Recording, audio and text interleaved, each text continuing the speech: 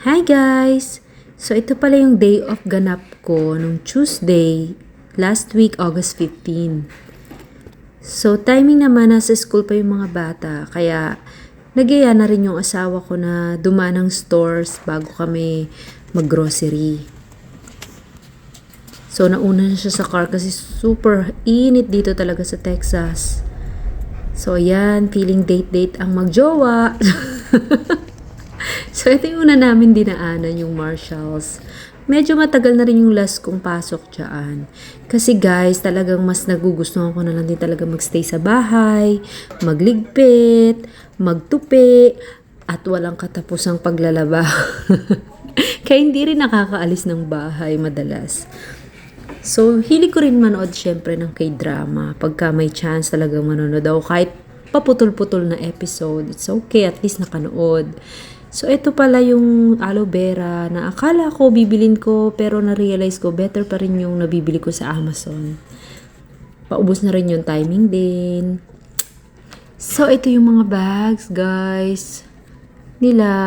So far, hindi na rin ako masyadong namimili ng mga bags.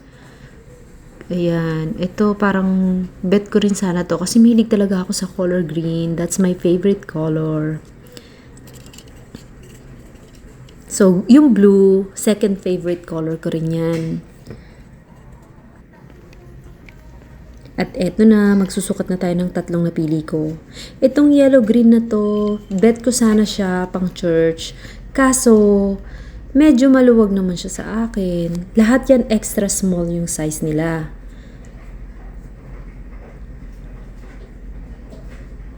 Diba? Lakas makalola? Ito naman, bet ko talaga siya. Bet kong color niya. So, ito naman, sayang hindi nagkasya. Extra small naman yung size, pero depende sa style pa rin, no? Hindi kasya. Ano ba to? Extra small? Gusto ko pa naman siya. Cute. Oh, putok ko. Papayat ka na, Glory. Ito naman, I think mga uso to ngayon. Bet ko rin sila pero hindi na rin ako masyadong namimili ng mga damit sa stores kasi nga napaparami rin yung pagbili ko pag pupunta ako sa ukay-ukay. So, mas murang-mura kasi 'di ba pag ukay na lang. Laki din ng nasisave ko. Eto naman, ako cute na ako dito kasi Virgo. So, Virgo kasi ako, September baby.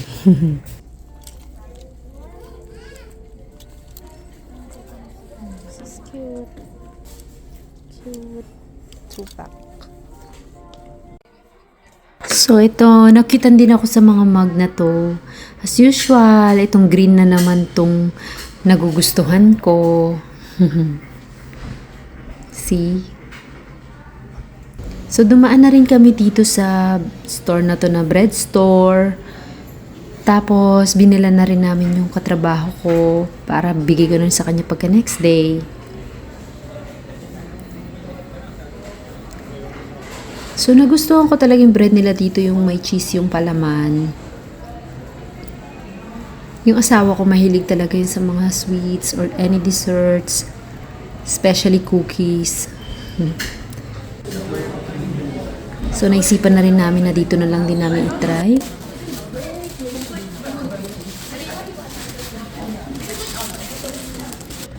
So, ayan, finally, nasa grocery store na kami.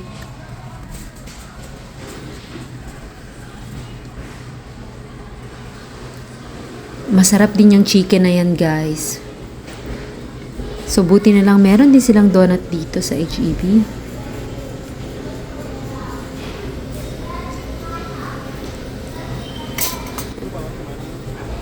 So, ito, tingin-tingin lang ako ng cake. Niisip ko kasi magdadala ako sa birthday ko niyan sa work ko. Gusto ko yung tres leches. Na-miss ko na siya.